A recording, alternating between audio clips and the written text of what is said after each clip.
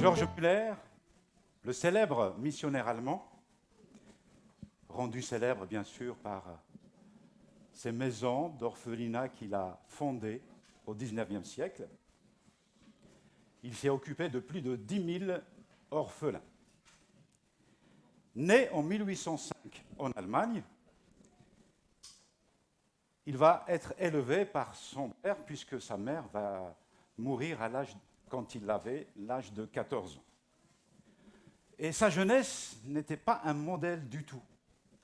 Elle ne prédisait rien, ce grand missionnaire allemand. En effet, sa jeunesse est marquée par le vol, par les jeux de hasard, par l'alcool. Georges Müller va essayer de changer de comportement par lui-même, par ses propres moyens. Mais toutes ces tentatives restèrent des échecs. Il n'était pas soumis au Saint-Esprit. À l'âge de 16 ans, son comportement malhonnête l'a amené même à faire quelques jours en prison. Heureusement que du côté des études, suite au conseil de son père, il va intégrer l'université de théologie de Halle, mais c'était plutôt pour la bonne situation sociale et financière qu'il avait pensé à intégrer cette université de Halle. Mais c'est en 1825, à l'âge de 20 ans, que sa vie va être transformée. Il était invité par un ami à lui dans une réunion de prière chez un commerçant chrétien. Ce soir-là, il va voir cette ambiance spirituelle qui va le transformer radicalement. Il va voir des croyants se mettre à genoux, prier, demander la bénédiction de Dieu. Ce jour-là, il ne l'oubliera jamais. Il reste profondément ému par cette ambiance spirituelle, au point de vouloir la rechercher par la suite. Ainsi, il a vécu une vie de foi, comptant sur le Seigneur tous les jours. Et le Seigneur l'a béni. À la suite de ce samedi soir, il abandonna tout entre les mains de Dieu. Il ne comptait plus sur ses propres forces, mais sur Dieu. Dieu a prévu ce ministère de missionnaire pour Georges depuis longtemps. Mais dans sa jeunesse, Georges s'est opposé quelque part à la volonté de Dieu. Il a lutté contre Dieu jusqu'à ce que le Seigneur le saisisse et qu'il lâche prise. Ainsi, il a obéi au Seigneur et fut ce grand missionnaire. Nous allons méditer ce matin sur un passage de la parole de Dieu où justement nous allons voir un personnage biblique, lui aussi qui a lutté contre Dieu, contre sa volonté. Non, je ne veux pas parler du prophète Jonas, lui aussi qui a lutté contre la volonté de Dieu. Dieu lui a donné une mission d'y aller à Ninive pour avertir les gens de se repentir. Il est parti de l'autre côté. Mais par la suite, là aussi le Seigneur l'a saisi. Et il est revenu sur ses pas. Et il a accompli la volonté de Dieu. Non, je vais parler ce matin de Jacob. Jacob, lui aussi, il va lutter contre la volonté de Dieu. Lisons ce matin donc dans Genèse au chapitre 32, versets 14 à 32. Donc Genèse chapitre 32, versets 14 à 32. Jacob s'installa pour passer la nuit à cet endroit. Dans ce qu'il possédait, il choisit un cadeau pour son frère Ésaü. 200 chèvres et 20 boucs, 200 brebis et 20 béliers, 30 chamelles qui allaitaient et leurs petits, 40 vaches et 10 taureaux, 20 ânesses et 10 ânes. Il confia chaque troupeau séparément à ses serviteurs en leur disant « Précédez-moi » et laissez un intervalle entre les troupeaux. Puis il donna cet ordre au premier serviteur Quand mon frère Ésaü te rencontrera et te demandera, à qui appartiens-tu? Où vas-tu? À qui appartient ce troupeau qui marche devant toi? Tu répondras, c'est à ton serviteur Jacob. C'est un cadeau qu'il t'envoie, mon seigneur Ésaü. Et lui-même arrive derrière nous. Il donna le même ordre au deuxième, au troisième, et à tous ceux qui suivaient les troupeaux. Voilà ce que vous direz à Ésaü quand vous le rencontrerez. Et vous ajouterez, ton serviteur Jacob arrive derrière nous. Jacob se disait en effet, je l'apaiserai par les cadeaux qui me précéderont, et ensuite je me présenterai devant lui. Peut-être alors qu'il me fera bon accueil. Les troupeaux partirent donc en avant, tandis que lui-même restait cette nuit-là dans le camp. Au cours de la nuit, Jacob se leva, prit ses 2 femmes, ses 2 servantes et ses 11 enfants. Il leur fit traverser le torrent du Yabok avec tout ce qu'il possédait. Il resta seul, et quelqu'un lutta avec lui jusqu'à l'aurore. Quand ce dernier vit qu'il ne pouvait pas avoir l'avantage sur Jacob dans cette lutte, il le frappa à l'articulation de la hanche, et celle-ci se déboîta. Il dit alors, « Laisse-moi partir, car voici l'aurore. Je ne te laisserai pas partir si tu ne me bénis pas, » répliqua Jacob. L'autre demanda, « Comment t'appelles-tu » ? Jacob, répondit-il. L'autre reprit, « On ne t'appellera plus Jacob, mais Israël, car tu as lutté avec Dieu et avec les hommes, et tu as eu l'avantage. » Jacob demanda, « Dis-moi donc quel est ton nom ?»« Pourquoi me demandes-tu mon nom ?» répondit-il. Là même, il bénit Jacob. Celui-ci déclara, « J'ai vu Dieu face à face, et j'ai eu la vie sauve. C'est pourquoi il nomma cet endroit Pénuel, ce qui veut dire face de Dieu. » Le soleil se levait quand Jacob traversa le torrent de Pénuel. Il boitait à cause de sa hanche. Jusqu'ici la lecture de la parole de Dieu. Oui, c'est un texte difficile, mais qui a son importance. Jacob, jusqu'ici, porte bien son nom. Yaakov, en hébreu, veut dire le tricheur, le trompeur. Souvenons-nous, il a volé la bénédiction à son frère Ésaü. Nous avons vu la semaine dernière, justement, le songe de Jacob. Dieu vient à la rencontre de Jacob sur ce chemin qui allait l'emmener à Haran, là où habitait donc le frère de sa mère Rebecca, Laban. Donc c'est la famille de sa mère. Et donc là, Dieu vient le gratier à cause de sa tricherie. Dieu vient pour l'encourager à avoir une marche de foi avec Dieu. Il vient lui promettre qu'il sera avec lui, qu'il le protégera, qu'il le bénira.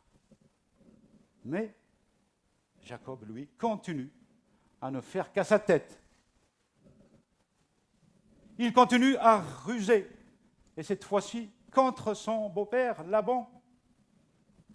Donc après ce songe de l'échelle, Jacob arrive chez Laban, à Haran.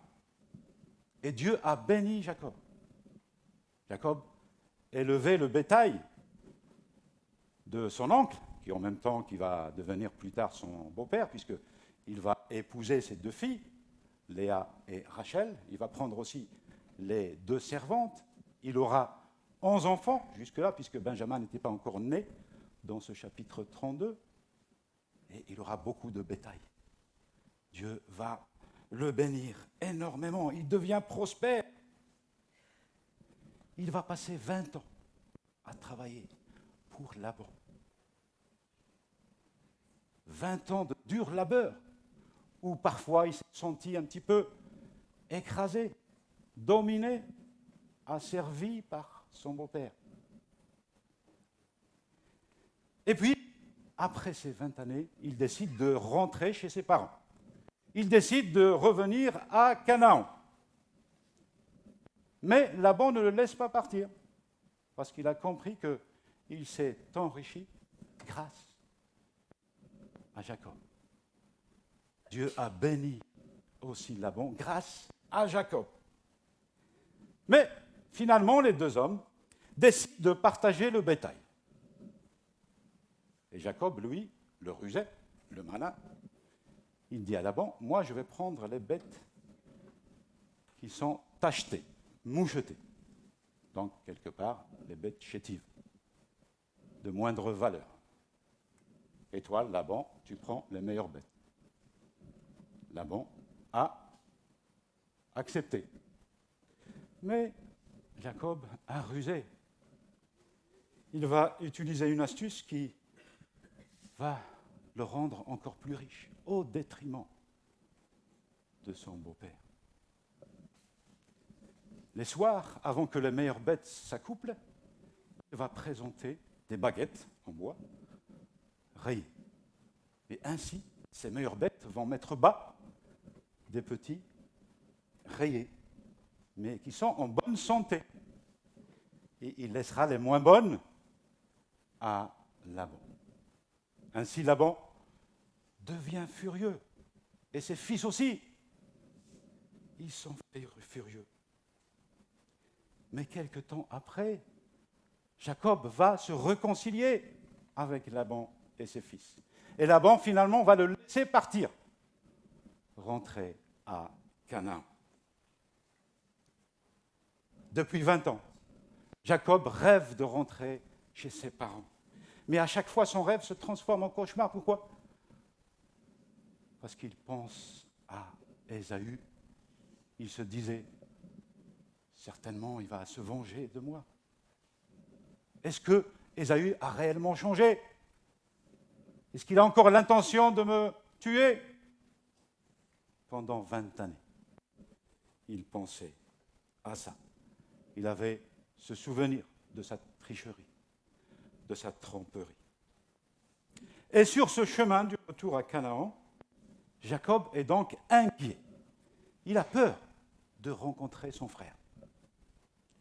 Et donc il envoie des messagers, nous l'avons lu dans ce passage, devant lui, pour apporter un message de paix, de réconciliation à son frère. Mais ces messagers reviennent. Ils disent, oui, nous avons rencontré ton frère, mais il vient avec 400 hommes. Il vient à ta rencontre avec 400 hommes. Pas étonnant donc que Jacob prend peur. Pourquoi il y a ces 400 hommes qui sont là ? Et Jacob va encore ruser. Il va décider d'offrir des cadeaux à son frère pour l'amadouer, pour l'apaiser. Il va donc distribuer à ses serviteurs, donc il va placer des serviteurs dans chaque groupe. Ces groupes sont distancés d'un certain intervalle, et il va mettre dans chaque groupe du bétail, comme cadeau à Ésaü. Il n'hésite pas à mettre la vie de ses serviteurs en danger pour préserver sa vie à lui et celle de sa famille. Le petit malin. Et puis, il prend ses deux femmes, ses deux servantes, ses 11 enfants, et traverse le torrent de Yabok. Donc, Yabok est un affluent du Jourdain, une petite rivière qui se jette dans le Jourdain. Jacob est rusé. Il pense au moins sauver sa famille. Dans le cas où, et une partie du bétail, dans le cas où Ésaü attaque. Lui et donc sa famille s'installent de l'autre côté de Yabok. Et Jacob ne peut pas dormir. Il est inquiet, il a peur. Pendant que sa famille dorme sous la tente, lui, il sort à l'extérieur. Il est tout seul, en pleine nuit. Il pense au lendemain. Comment il va rencontrer son frère ? Seul dans ses pensées. Et voici qu'un homme vient à sa rencontre. Le texte hébreu dit « Ish ». Ish veut dire bien « homme ». Qui est-il cet homme ? Jacob ne le connaît pas. Il fait nuit. Et cet homme ne dit rien. toute la nuit, Jacob va lutter contre cet homme. Il fait sang. Est-ce Laban? Est-ce Ésaü? Est-ce un ange de Dieu? Est-ce un fils de Laban? On ne sait pas exactement. Mais au petit matin, nous l'avons lu, Jacob va dire qu'il a vu Dieu face à face, suggérant ainsi qu'il s'agissait bien de Dieu ou un ange de Dieu. Jacob lutte contre Dieu et Jacob est seul, peut-être devrait-on dire, enfin seul, finalement seul. Dieu l'a amené là où il voulait, afin qu'il lui parle, afin que Jacob soit finalement à l'écoute et qu'il entende ce que Dieu a à lui dire. À quand remonte la dernière fois que Dieu a parlé d'une manière profonde à Jacob? 20 années en arrière. Il fouillait devant son frère. Il a volé sa bénédiction. Il a trahi son père. Il a menti à son père. 20 ans en arrière, il avait peur. Il fouillait Ésaü. Et là, 20 ans après, il fouille encore Ésaü. Il a encore peur. Mais là, il n'a plus d'endroit où se cacher. Il sait que le lendemain, il va rencontrer son frère. Et son frère vient avec 400 hommes. Jacob est inquiet. Il prend peur. Et Jacob, dans cette lutte, ne semble pas se soumettre à Dieu. Il continue à lutter toute la nuit. Et quand Dieu a vu qu'il ne pouvait pas le maîtriser, le dominer, dans le sens que Jacob n'était pas encore soumis, il a touché la hanche de Jacob, de sorte que ce dernier boite maintenant. Donc, un Jacob diminué. L'aube approche et Jacob continue de résister. Dieu humilie Jacob en touchant sa hanche. Pourquoi? Afin qu'il abandonne tout entre les mains de Dieu. Afin que Jacob lâche prise et qu'il ne compte plus sur ses propres forces, mais qu'il fasse pleinement confiance en Dieu. Parce qu'il est dans une situation de crise, il a peur. Comment va être cette rencontre avec son frère le lendemain? Par cette lutte, Dieu amène Jacob à se tourner pleinement vers Dieu. Pour que Jacob soit sauvé de la confrontation avec Ésaü, Dieu doit l'aider à se tourner pleinement vers son Seigneur et qu'il ne compte pas sur ses propres forces.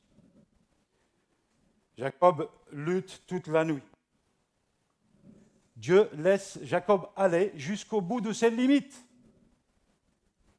Dieu laisse faire. Il adapte sa force à celle d'un homme. Dieu n'est pas vaincu, non, loin de là. Mais il se laisse dominer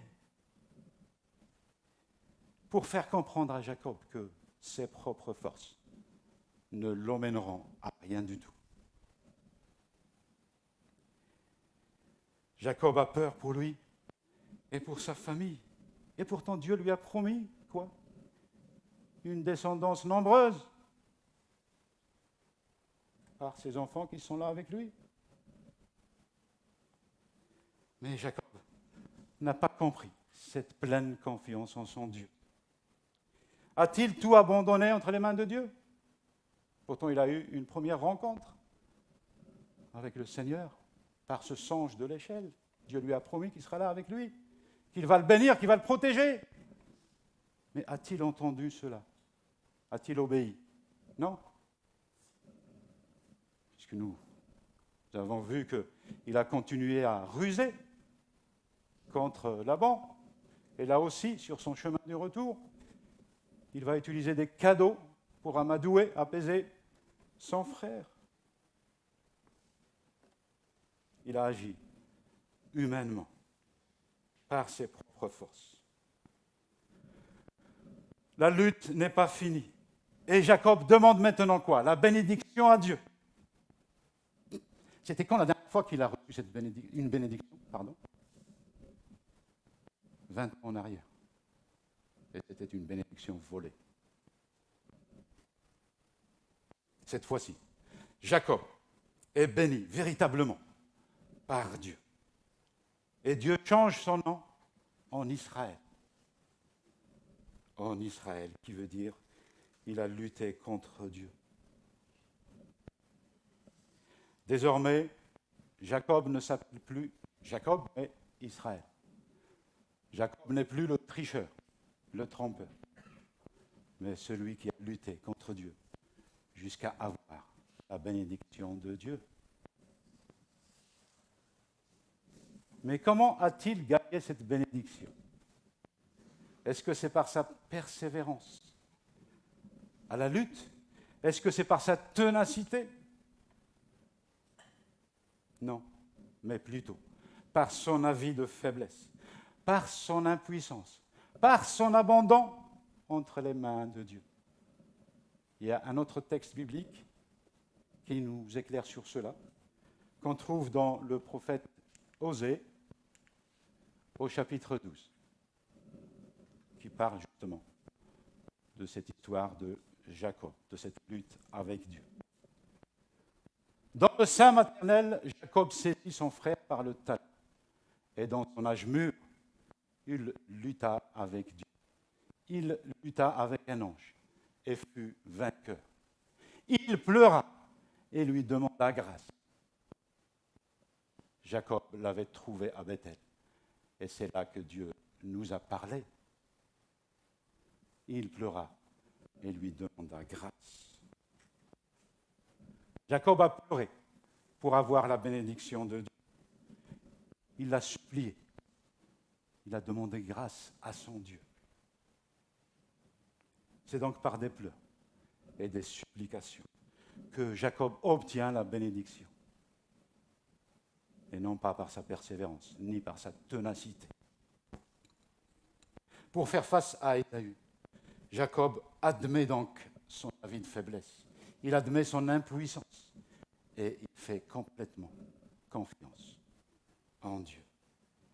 Et finalement, c'est Dieu qui va toucher le cœur d'Ésaü. C'est Dieu qui va transformer le cœur d'Ésaü. Oui, lisons au chapitre 33, la rencontre de Jacob avec Ésaü, son frère, au verset 4. Chapitre 33, verset 4. Alors Ésaü courut à sa rencontre, se jeta à son cou et l'embrassa. Ils se mirent tous deux à pleurer.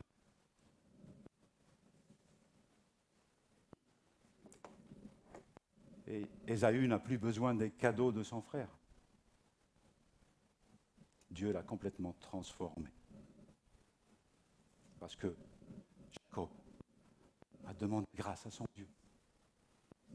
Parce que Jacob a avoué sa faiblesse. Et ainsi, il s'est tourné pleinement vers son Dieu. Jacob a lutté contre Dieu. Qui a gagné? Qui a perdu? Bien sûr, c'est Dieu qui a gagné le combat. Quand nous luttons contre Dieu, Dieu est toujours vainqueur. Mais en fait, quand on perd, on gagne. On gagne la grâce de Dieu. Amen. Jésus n'a-t-il pas dit quelque chose de semblable? Celui qui veut gagner sa vie la perdra. Et celui qui perdra sa vie à cause de moi la trouvera. Oui, Dieu résiste aux orgueilleux, mais il fait grâce aux humbles. Amen. Mes bien-aimés, Dieu nous interpelle ce matin.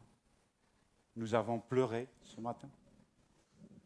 Nous avons demandé qu'il nous pardonne pour ce manque d'amour envers lui, envers notre prochain, notre frère, notre sœur. Nous avons demandé qu'il nous bénisse ce matin.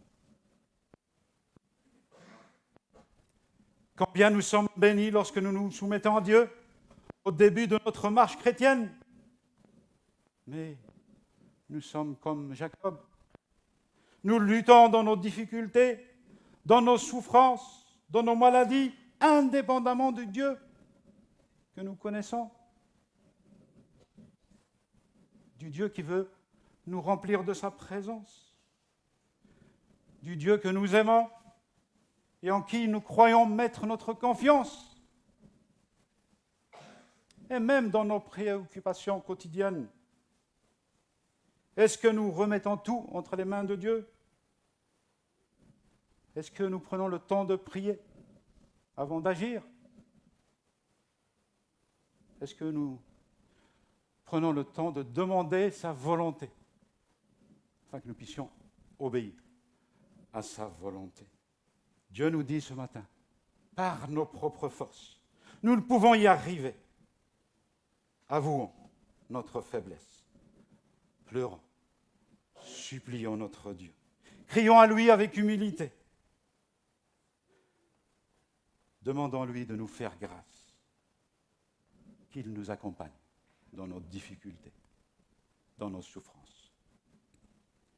Soyons véritablement dépendants de Dieu en toutes choses. Dieu désire nous toucher ce matin.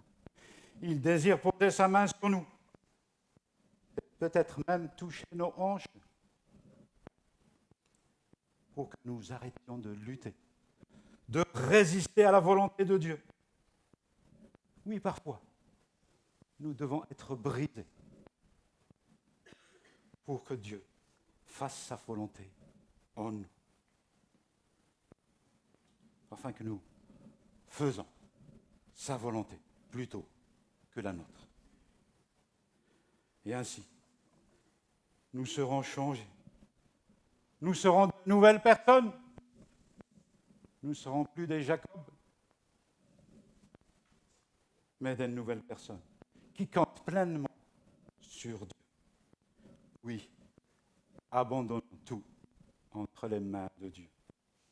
Demandons sa bénédiction ce matin. Laissons-le nous bénir, nous remplir de son amour, de sa grâce. Amen.